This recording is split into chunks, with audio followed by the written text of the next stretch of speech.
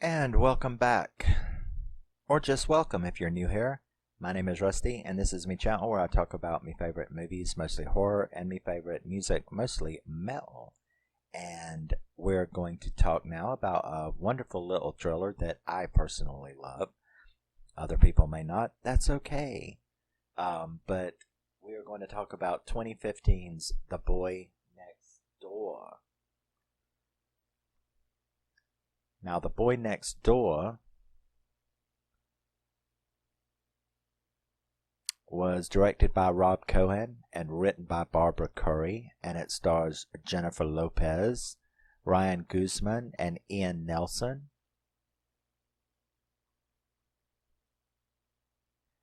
I love this movie. It will be in my update that I'm fixing to film. I upgraded my DVD to the Blu-ray.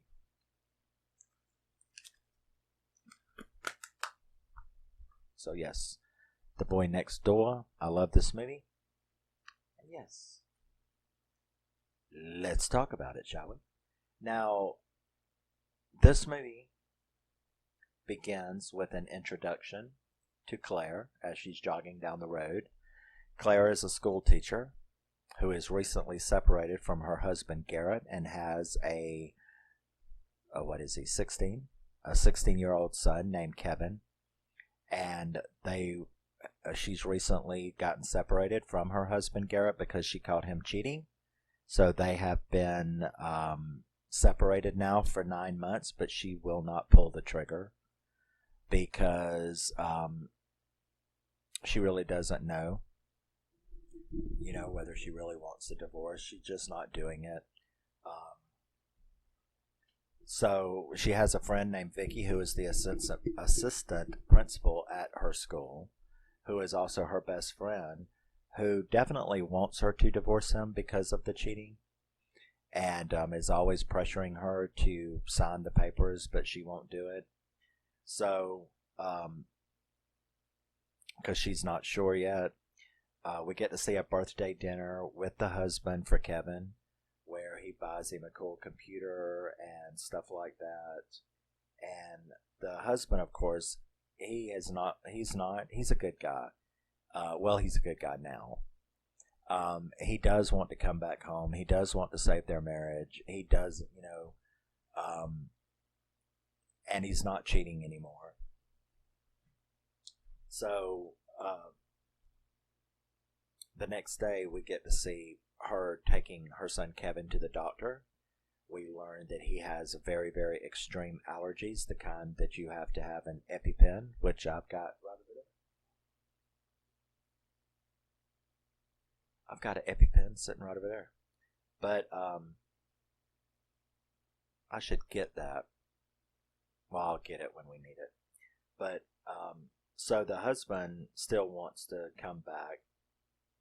We learn about his extreme allergies. Now, as they're leaving, the garage door is messing up. And they're trying to fix it when all of a sudden, this guy is standing there and helping them and introduces himself as Noah, who is the nephew of the guy next door. The old man next door who's going in for like a bone marrow transplant, so he's come to stay with him. And he helps her fix the garage, and she learns a little bit about him. The boy, Kevin, he even takes off and goes to the store with him, where they immediately start kind of seeming like they're being pretty friendly. We find out that he's 19, this Noah guy. He's 19, but he's still in school because of a problem, which we at the same time learned from the uncle is that his parents were killed in a car wreck. So, obviously he had missed a year of school about all of that trouble. And so he was actually going to be in school with Kevin, even though he's 19. So, he's still a senior, whereas Kevin would be, a junior? Or a sophomore? I don't know. But, so this is where Claire works, is at that school. which kind of sucked to have your mom as a teacher at school. You couldn't get away with anything, could you? But at the store, he noticed that Kevin had been bullied a couple of times by these three little punks. So he ends up asking Claire about it. He's like, I saw these guys calling him Wheezy, and I'm like, the Jeffersons kind of wheezy, but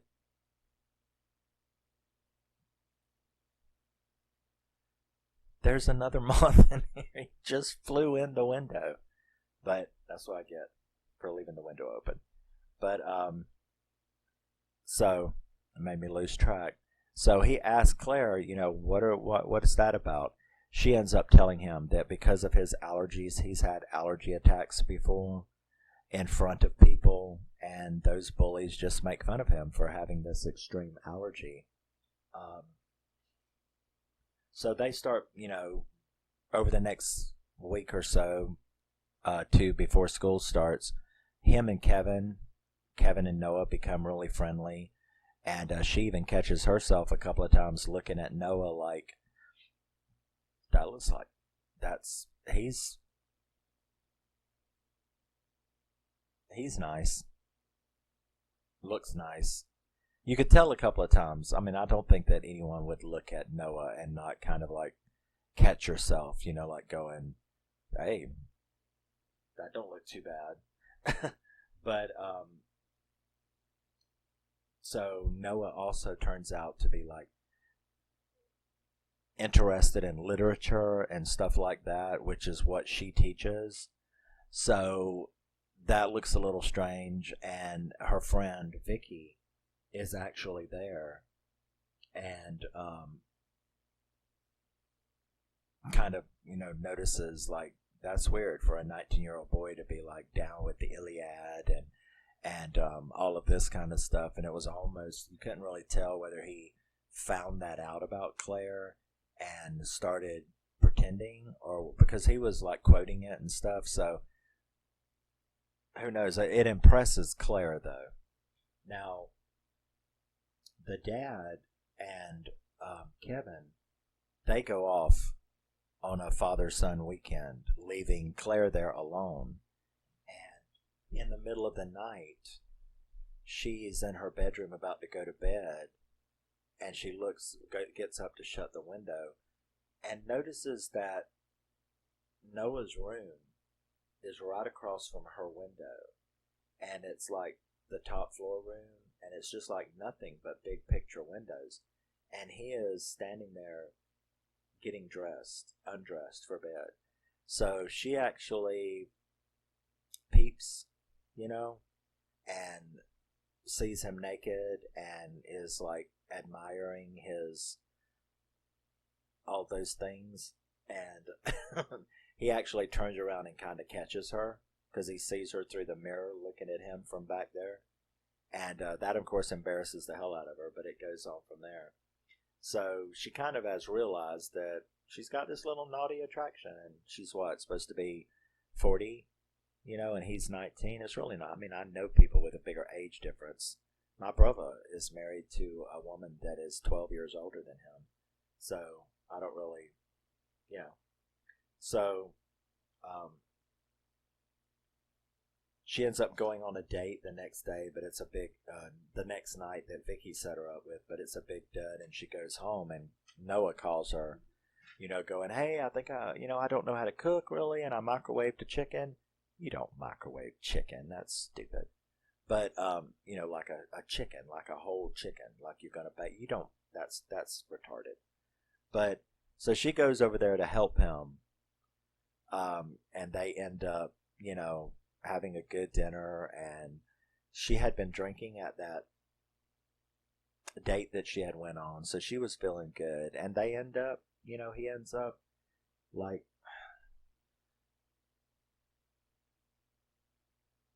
I didn't want to say forcing because he doesn't. He just like comes on really strong. She tries to resist, but she doesn't really want to resist, and boom, they end up having sex, which was the worst thing she had ever done in her life. She just don't know it yet. So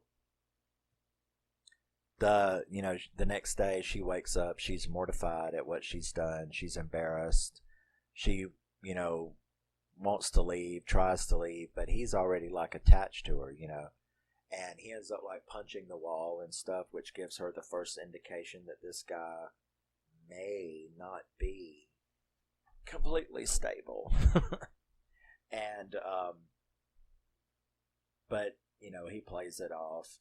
The dad and Kevin come back from the trip that very day, and Noah comes in and is kind of like making not too subtle jokes, not to her anyway, in innuendo, and she knows what he means, but of course they have no idea. But they end up playing it off, and then school starts the next day.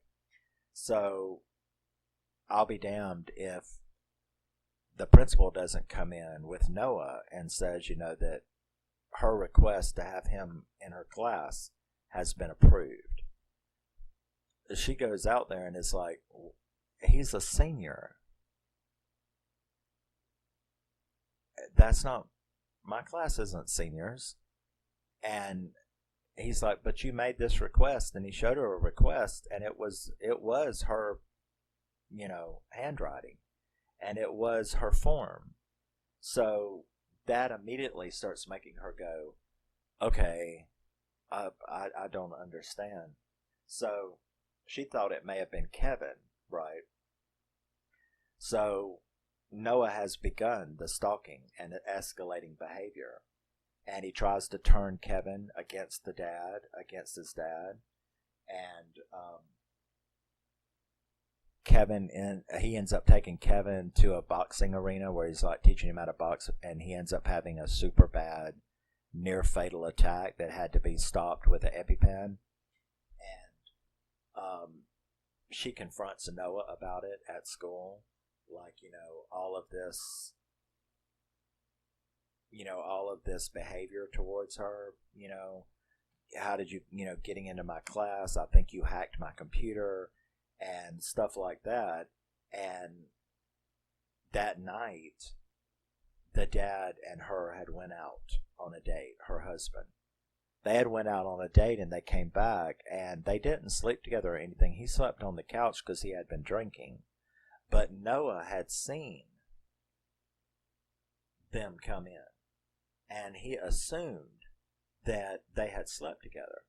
So he is like really, he confronts her and screams at her and says this weird stuff, and he does it almost right in front of Kevin, but Kevin still didn't get it. But he says all of this weird stuff, and she's like starting to realize that she's in trouble, right? She's starting to realize that there's something going on here that's not quite right. And because Noah thought that she had slept with him. So Noah really begins to escalate the things that are going on, including he nearly, those boys started messing with Kevin at school. And Noah attacked him, and he attacked one of them and gave him a fracture. I mean, beat the absolute dog shit out of him. Actually bent the locker doors in with his head. So Vicky, who's the vice principal, she's the one who broke it up, and he knocked her across the floor. So she basically got him into the office, said that she had looked up his history and saw how he had been thrown out of his last school, and she expelled him. So he's expelled from school now for, nearly killing that kid. And Claire, that now we're up to, he's expelled now, but Claire and Kevin, her son, they go to the school dance, what they call it, fall fling or whatever. Yeah, the fall fling. So they go to this dance, and there's this girl that Kevin really likes, and he had gotten up the nerve, and she agreed to go out with him. And so that's the girl that that he likes. So she's like, okay, go ahead, The girl tells her that there's something wrong in the boys' bathroom, water pouring out of it. So she tells them to go have fun and dance, and she goes into the bathroom, and somebody's clogged up all the sinks, and when she turns around, it's written across the wall, I effed Claire, and her last name, I don't know what it is, but, and she's like, oh my God. And then Noah came out and tried to attack her, but she kneed him in the nuts, and it's like, who do you think's going to believe? Who do you think they're going to believe? Me or you, with all the trouble that you've caused? Right. So after he he assaults her in the bathroom, she knows now that he is a total nutcase, and he sees him that night. She hears loud music, which he had done on purpose.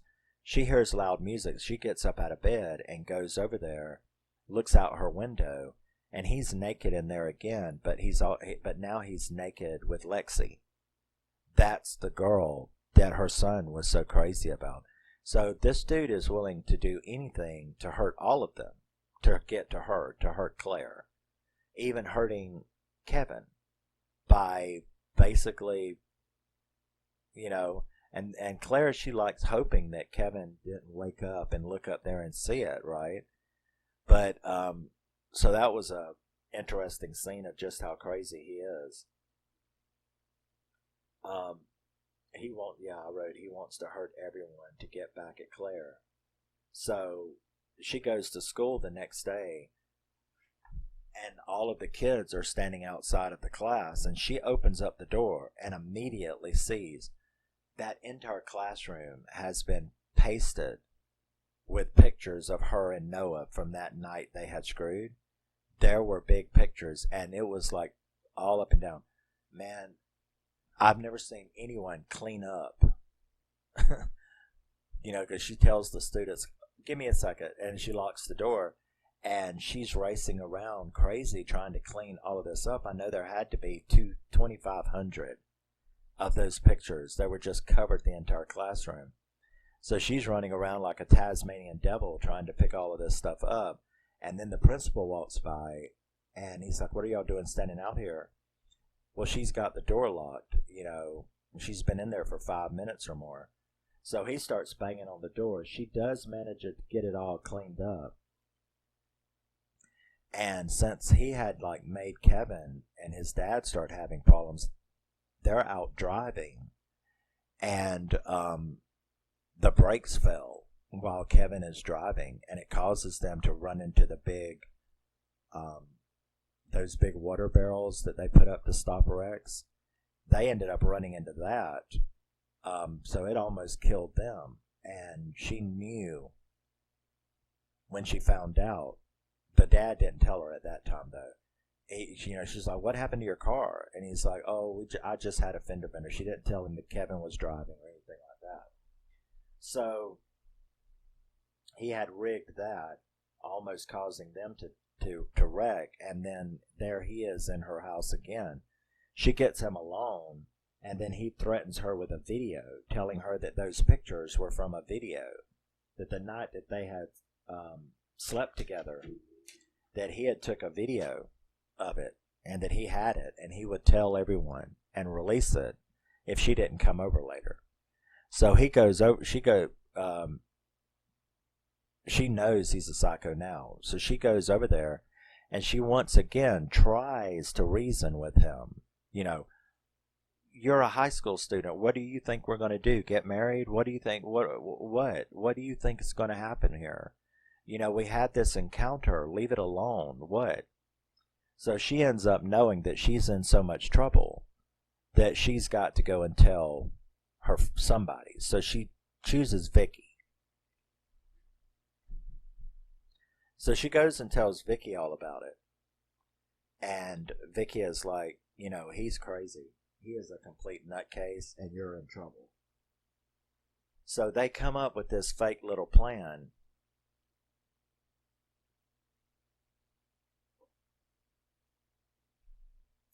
to try to help the situation. She drives Claire's car and leads him off while Claire breaks into his house hunting for that video. She manages to find where the camera is, and she manages to find the room and his laptop that it's all hooked to. And he's got one of those psycho stalker rooms. She's all on the wall. He's been watching her. He's obviously slipped cams into her house when he's been over there. So she also sees on the laptop evidence that he probably rigged the car that killed his dad and them too. She sees schematics and stuff like that for the brakes and things on there that makes her know, okay, this is a lot worse than I thought. Now, he realizes the trick, and she manages to get out because Vicky called her saying, he saw me. He knows this is a trick. Get out of the house. Now, she doesn't manage. She manages to get out. She gets scared by his uncle. But she manages to get out after having deleted everything. So she knows she's safe as far as that goes. But when Vicky gets home, she's talking to her on the phone. Then she hangs up. And Noah's in that house. And he, hog-ties her. Knocks her out. Hog-ties her. Then by using her own voice that he had recorded, he got her to say it. And then he got on the phone with Claire and told Claire to come over using that voice. So Claire thought she was talking to Vicky, and Vicky was like, I've got something really important to tell you. Please come to my house. Now, he had also done the same thing to Kevin and the dad. He had used the same kind of ruse to get Kevin to come out there with his dad to help him fix a car. So when they get out there, I guess he got them too. Now, Vicky tried to fight back, but they didn't really show you what happened until Claire shows up. So Claire shows up thinking that she's going in there to talk to Vicky, and then finds her cut up and bloody and dead on the floor. So she freaks out, tries to leave, tries to get in her car when Noah shows up, drags her to the barn where he also has been beating her husband, Garrett, and has Kevin tied up. So this big down showdown starts taking place. And it is a really intense showdown at that.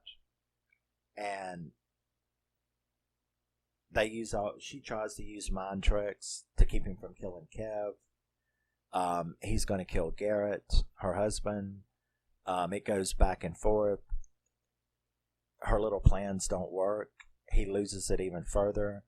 She accuses him of trying to kill, of having killed his parents, where he then admits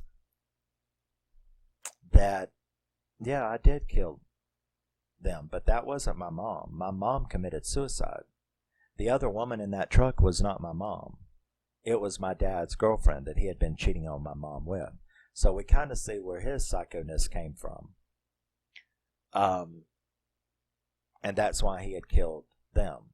So this big showdown is going on, and right before he kills Garrett, she takes an EpiPen and she stabs him in the eye with the EpiPen. It's very gory. This scene is very gory. And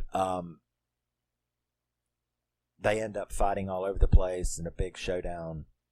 And she ends up sticking her thumb into damn near his brain because he still won't stop. And finally, she ends up dropping.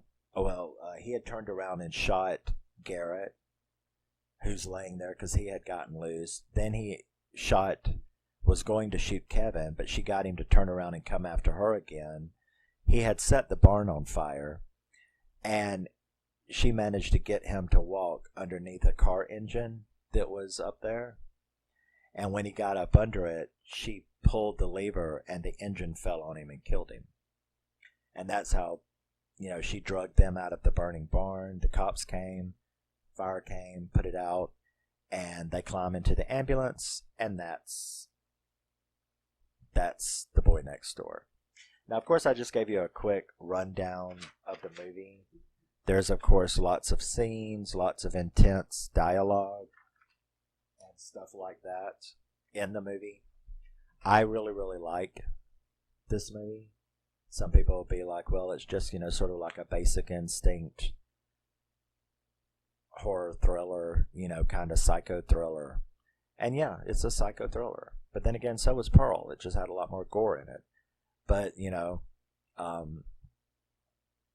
Noah was definitely a psycho. And I love the performances in this movie. He made a good psycho. I like Jennifer Lawrence, as provided she's in the right genre. I did like that. I do like.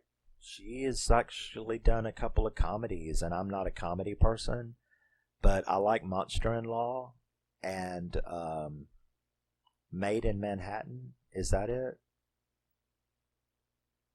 Or she was the dog walker? But in any event, she's done a couple of comedies that I like. But man, The Cube is a fantastic horror movie. And wasn't that one of the first movies she ever did? But that was a fucking fantastic movie. So, I mean, I like J-Lo. I don't like her music. I couldn't tell you one song she's ever done. She's like Queen Latifah. I like them as actresses, but I don't care nothing about their music. But, Jennifer Lopez, she's made some cool movies. This right here, I absolutely love The Boy Next Door. It's really good. And if you've seen it, let me know. If you haven't, it's a taunt little psycho thriller where she gets a hold of a psycho that almost destroys her family. The ending is very gory. The fight scene, him killing Vicky.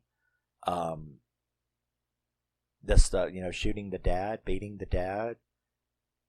Man, Jennifer Lopez had to put that EpiPen through his head. That was fucked up. Putting her thumb through it. Crushing him with that engine. So yeah, man, it's got a decent amount of gore for a horror, for a psycho thriller as opposed to a slasher. But yeah, if you get a chance, you should really check it out. If you have, let me know. And I will see you in the next video, hopefully. Love you, miss you. Bye-bye. Always remember, never forget, you're a very special and unique individual, and always stay that way, even if you are not a 19-year-old psycho going after a 40-something-year-old teacher. But I think the actors, how old is Jennifer Lopez? I don't know. I think she was playing someone older than her real age. Or maybe not. I don't know. I don't know how old she is. I think he was playing someone younger than his real age. But in any event, I don't think... Well, never. I was just going to say, I don't think that she should have been that upset. I mean, he was 19. She's 40. I mean, you're 18 for a reason. When you're 18, you're an adult. You're either an adult or you're not an adult. So, an 18-year-old can date an 80-year-old if they want to. That's why they're called adults. But I think she was just more upset that she had done this to her kid's friend, and she was still trying to work on her marriage. So I think there were other reasons than the age difference. I don't think it was the age difference. But anyway, let me know what you think about it, and I will see you in the next one. Love you, miss you, will miss you. Bye-bye.